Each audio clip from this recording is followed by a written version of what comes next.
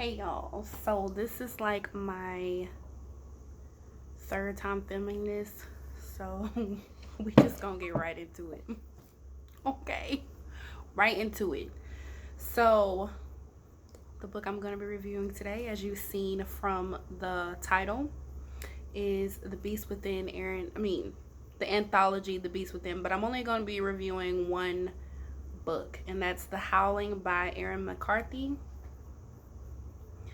Y'all already can tell the brief little summary of it by the back of it, but I'm just gonna read it anyways.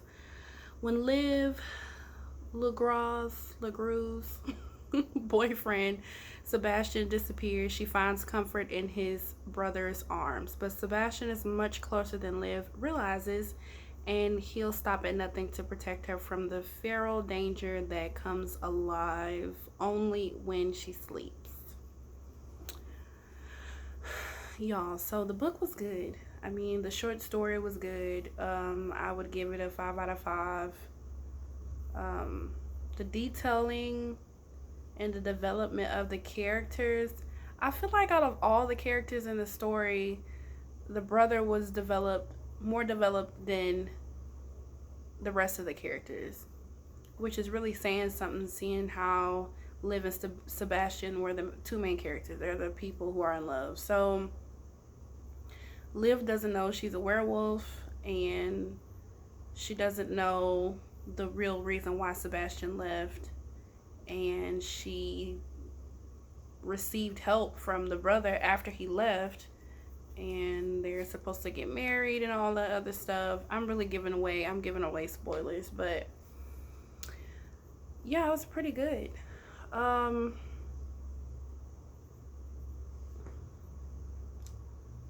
Liv and Sebastian, I don't know. Y'all, like, when I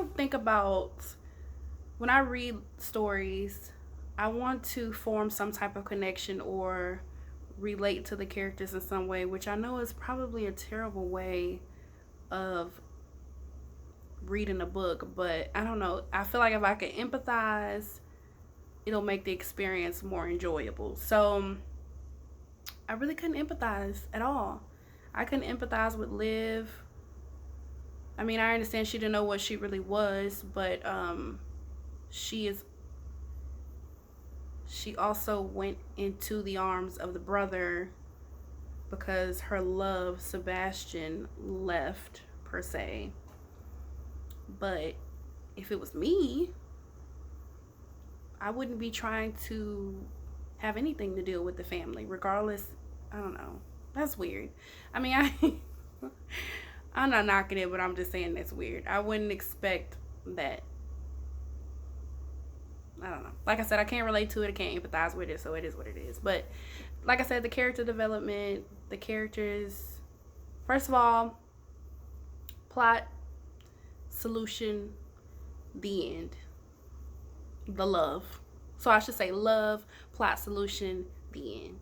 It had all four of those things. That's what I look for. I don't really look. I know people be looking for much more details, but then again, this is a short story. So, I mean, I really feel like you can't expect much from the story. Y'all, I didn't read this whole thing at all.